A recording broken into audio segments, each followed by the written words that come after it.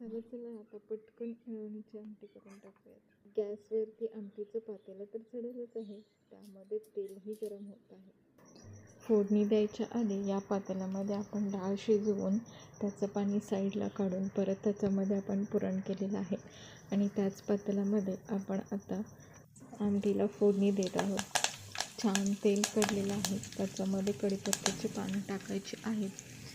कढीपत्त्याचा छान तडका बसला की त्याच्यामध्ये मसाला टाकायचा आहे, ज्यामध्ये आपण जिरे, लसूण, खोबरं आणि कोथिंबीर बारीक करून घेतलेलं आहे. तुम्ही अद्रकही टाकू शकता, जे ऑप्शनल आहे. हे तेलामध्ये टाकून घ्यायचं आहे. हा मसाला तेलामध्ये छान परतवून घ्यायचा आहे.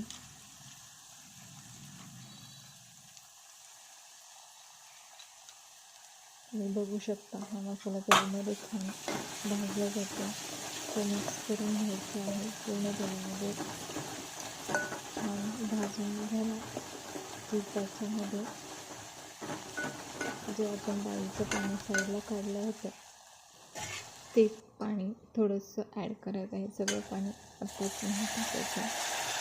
थोडंसं पाणी ॲड केल्यानंतर त्या पाण्यामध्ये हा मसाला छान शिजवून घ्यायचा आहे आणि शिजत असताना त्यामध्ये चवीनुसार मीठ आणि चटणी टाकून घ्यायची आहे, जेणेकरून आमटीला छान अप्रतिम असा कट येईल.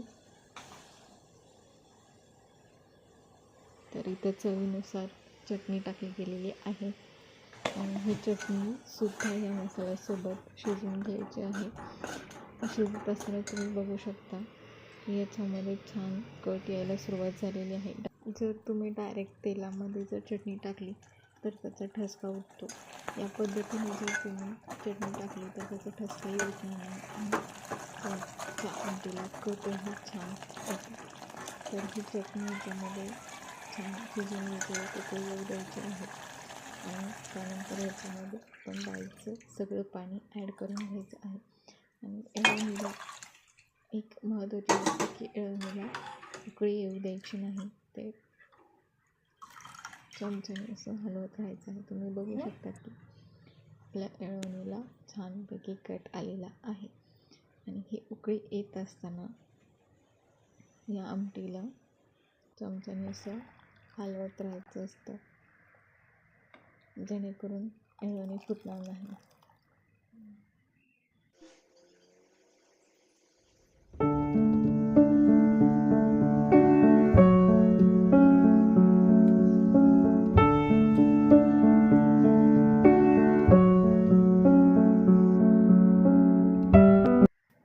ही इळवणीची रेसिपी तुम्हाला कशी वाटली हे कमेंट करून नक्की सांगा आणि लाईक, शेअर आणि सबस्क्राईब करायला विसरू नका. थँक्यू.